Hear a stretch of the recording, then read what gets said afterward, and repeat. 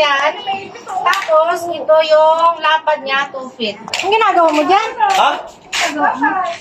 Eh, ano doon sa may kon, bitana. Yung bitana doon, di ba, nasira yung pinto doon? Yung type niya. I-temporary ko muna to. Yun naman tayo mapagawa eh.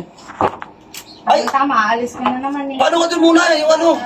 Nakalimutan isukat. Yung metro rin doon sa lagay ng gamit ko. Yung sa may drum-drum doon.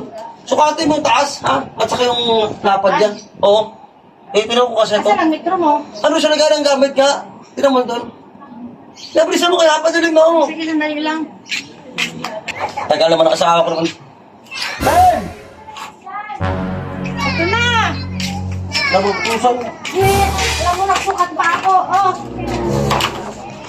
Ito yung haba niya, 3 feet. Haba, ganyan.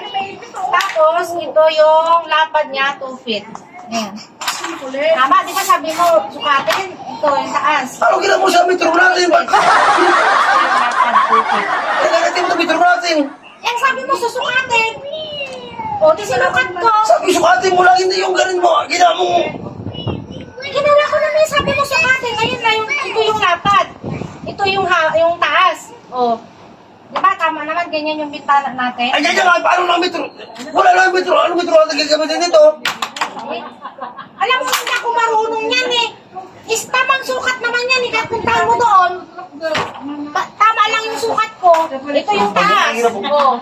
Tapos, ito yung lapad niya. Dapat kaya sinabi mo sa akin na hindi ka pala marunong. Dapat ako nagsukat doon. Eh, hindi ka ba nagtanong? Alam mo, babae ako, alam ko ba yung mga ganyan-ganyan? Eh, tama naman yun, sinukat. O, ayan na siya. O, itong taas, ito yung lapad. Ano nga gagamitin natin ng metro? Wala na ng metro. Ano gagawin natin ngayon dyan na ipasukat? Hindi naman eh. Eh, di sukat mo na lang ganyan, tapos ganyan. Eh, ibig mo ito, sukat mo, ganyanin ko. Eh, ganyan ko. Eh, dito na kagay dapat sa loob yan eh. Hindi mo naman kasi sinabi eh. Sabi mo, sukat. Eh, di malay ko ba na ganyan? Eh, di, Oo, masukatin dyan. Hindi mo pagkilat at ito yung metro natin. Wala ka tayo pambili ng... nag-uutos ka lang eh. Ginawa ko naman eh. Tama naman. Yun yung Kapag bago itong metro natin eh, hindi ginawa mo namang...